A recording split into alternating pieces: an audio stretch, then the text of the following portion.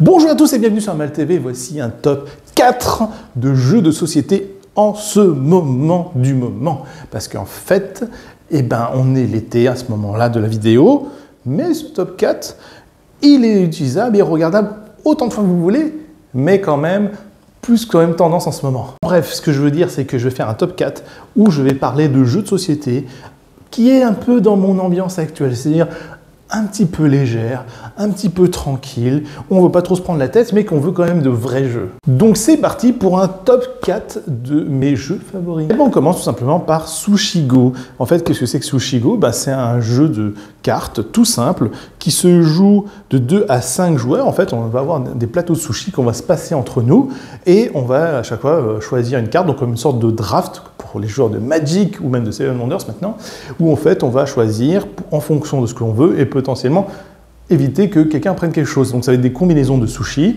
avec des cartes qui se cumulent entre elles et qui gagnent des points si on en a tant, ou au contraire qui font que se cumuler, d'autres qui se combinent avec d'autres pour gagner d'autres points. C'est un petit jeu simple, rapide, qui peut se jouer en famille, parce que ça joue à partir de 8 ans, et souvent j'enchaîne les parties, et justement le deuxième point c'est que on peut enchaîner les parties, donc c'est vraiment un jeu excellent que je recommande vivement. En deuxième, un jeu qui est un petit peu plus en actualité, Kyodo. En fait, Kyodo, qu'est-ce que c'est? C'est un jeu de dés, un roll and white fight. J'ai fait exprès un petit peu de bafouer. Qu'est-ce que c'est qu'un roll and fight? Donc, dans Kyodo, déjà, il y a un matériel exceptionnel. Vous avez chacun une cible. Votre but, ça va être de lancer vos dés. Vous avez 3 lancers de dés. Et en fonction de la combinaison, vous allez pouvoir faire des choses. Simplement cocher sa cible. D'autres, des fois, utiliser les combinaisons de dés pour pouvoir cocher des pouvoirs spéciaux qui vont être des bonus qu'on va récupérer sous forme de jetons. Ou simplement, utiliser le pouvoir spécial de son personnage, car vous tirez un personnage qui est très beau, très bien illustré au début de partie. Donc, là, vous allez me dire, c'est un jeu un peu de roll and white. Mais l'avantage, c'est que chaque joueur va avoir des spectateurs. Et donc, le but des joueurs, c'est soit d'être le premier à avoir rempli toute sa grille et du coup d'avoir le plus de spectateurs par rapport aux autres joueurs, ou simplement de la jouer fourbe et vicelard, où vous éliminez tous les autres joueurs, ou simplement le dernier sur table, où vous allez faire fuir tous les spectateurs adverses. Et là, c'est là que tout le cœur du jeu commence, où vous allez pouvoir attaquer les autres joueurs, parce que dès que vous avez rempli une certaine condition, vous pouvez commencer à attaquer. Mais bien évidemment, les autres joueurs ont des bonus qui peuvent se protéger, et voire même être assez malins pour cocher les bonnes cases, pour ne pas être vulnérable sur certains endroits. Kyodo, c'est simple, ça se joue de 2 à 4 joueurs. C'est à partir de 7 ans, on peut jouer à beaucoup plus si on se passe des personnages. Sachez que je l'ai déjà fait plein de fois. Donc en fait, c'est un jeu qui peut se jouer dans plein de configurations différentes et qui est super facile à jouer. Je l'ai fait jouer en moins un paquet de fois, vraiment excellent. Et puis surtout, on ne se prend pas la tête et c'est rapide. Et le matériel est magnifique parce que le dernier argument, c'est que la piste de dés est numérotée et unique. Ce qui veut dire que vous avez pour un prix de jeu avoisinant, on va dire les 24, 25 € en fonction des boutiques, une piste de dés qui est déjà en elle-même un choix extraordinaire. Donc elle est unique, elle est numérotée et en plus vous avez tout le matériel derrière. C'est excellent. Mon troisième et pas moindre, King Domino Origin. Je précise bien Origin. Pourquoi? Parce qu'en fait le King Domino, c'est un jeu auquel j'ai beaucoup joué et qui me semble maintenant hyper fan face à King Domino Origin. Alors peut-être que vous ne partagerez pas cet avis-là, mais moi je trouve que King Domino Origin, c'est un petit peu la quintessence de ce que j'attendais de King Domino. C'est-à-dire, on construit, alors pas un royaume pour le coup, parce que comme on a pu voir, l'univers graphique est très différent, mais on va être à l'âge de pierre, et notre but, ça va être de construire, donc pas un royaume, mais autre chose, une zone de chasse, je ne sais même plus du nom, honte à moi par rapport à cette vidéo.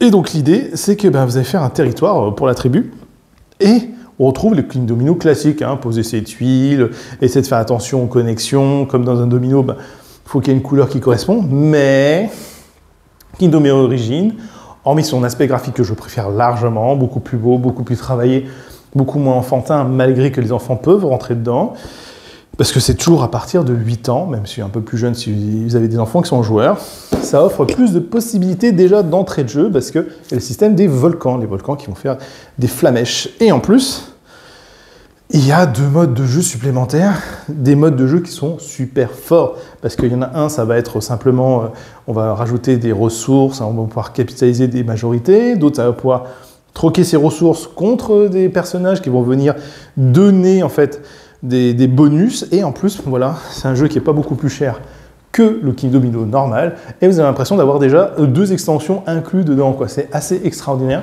Le format, il est très très bien. C'est un bon format de petite boîte qu'on peut emmener assez facilement. L'intérieur est très bien fait, c'est-à-dire qu'il y a un thermoformage qui est de qualité. Bon, il y avait déjà un peu ça dans King Domino, mais malgré tout, le petit matériel, parce que vous pouvez voir qu'il y a beaucoup de choses du style les petits mammouths, les petits champignons, des trucs comme ça. Eh ben, c'est excellent, quoi. Donc, King Domino Origins, je trouve que graphiquement, au niveau du matériel, au niveau de la sensation de jeu, sachant qu'on reste toujours dans un jeu à peu près de 20-25 minutes, 30 minutes grand max, on reste sur la sensation de King Domino, mais avec plein de petites choses supplémentaires. Donc voilà, je le recommande largement par rapport à son prédécesseur, et j'ai l'impression de renouveler même le jeu. Et toujours dans le top pour des jeux un peu intéressants, mais détendant, et oui, et si étrange que ça puisse paraître, bah, Nidavellir, je le ressors. Pourquoi Nidavellir? Bon, déjà parce qu'il y a une extension aussi qui renouvelle un peu, mais ce que Nidavellir, plus j'y joue, plus je trouve que c'est facile à aborder. Alors, il y a le problème du matériel. Quand vous devez tout déballer et que vous voulez jouer en vacances, c'est pas toujours simple, mais à la limite, pourquoi pas se passer du matériel? Vous pouvez même faire une version plus simplifiée où vous enlevez un petit peu tout le superflu, puis vous prenez que l'essentiel. On peut faire une sorte de version de voyage, quoi. Mais Nidavellir, ça reste quand même un jeu assez facile à reprendre en main, en plus avec le système d'application qui permet de compter les points de victoire, ben, aucun problème. Donc Nidavellir, ça joue de 2 à 5 joueurs, donc pour ce type de format de jeu, c'est très bien. Il ne faut pas oublier que ça reste un tout petit prix, je trouve, par rapport au matériel qu'il y a dedans. Ça reste des parties relativement courtes, de 40-45 minutes, surtout quand on connaît le jeu. Et c'est un jeu qui offre quand même pas mal de possibilités. L'arrière de la boîte ne va pas vous donner grand-chose, mais en gros, ben, vous allez avoir des achats de nains que vous allez récupérer, mais c'est pas aussi simple que ça. C'est-à-dire que c'est pas simplement on va choisir des cartes sur une ligne d'achat. Non, parce qu'il y a aussi l'aspect un petit peu bluff. Vous allez poser des pièces qui vont dire « je suis le premier dessus, je mise en premier ». Et en plus, ces pièces-là ont même un système intégré de troc. C'est-à-dire que vous pouvez troquer ces pièces-là contre des pièces plus grosses. Et en plus de pouvoir récupérer en priorité des choses, ce sont aussi des points de victoire. C'est-à-dire qu'en gros, les pièces rapportent des points de victoire et peuvent rapporter jusqu'à 25 points. Donc c'est énorme, quoi. Donc voilà, donc Nidavellir, c'est plein de petites mécaniques, et qui fait la richesse du jeu aussi, j'ai oublié, c'est que vous avez aussi, quand vous prenez des personnages et que vous avez au moins 5 personnages différents, vous avez des héros qui vont pimenter les parties. Donc en gros, c'est comme si on avait inclus une règle supplémentaire dans un jeu qui était déjà bien ficelé en lui-même. Donc c'est génial. Donc Nidavellir, c'est un jeu qui est très simple. En réalité, il est très très simple parce que même si c'est un format de boîte qui est assez gros, en fait, on n'est pas du tout sur du jeu expert. En fait, c'est assez facile. Quand il y a un joueur qui connaît bien les règles, vous verrez, il vous l'expliquera en disant « installe-toi, on va jouer directement, quasiment instantanément ». Parce qu'en fait, il va vous expliquer quasiment tout. Ce qui va peut-être prendre un peu de temps, c'est d'expliquer en fin du premier âge qui récupère quoi, et éventuellement les pouvoirs des différents héros. Mais globalement, on prend très vite en main. En un tour, largement, on comprend le truc, et en bout de 2 tours, on est déjà dedans en train de faire une stratégie ou moins d'élaborer quelque chose, quoi.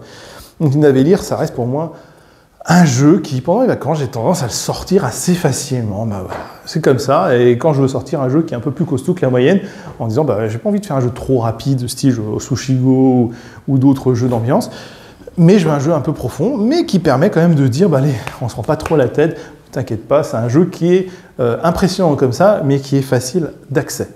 Donc voilà pour le top 4, j'espère que ça vous a plu. N'hésitez pas à partager, liker, commenter, bien évidemment, pour dire quels sont vos jeux en ce moment pour l'été.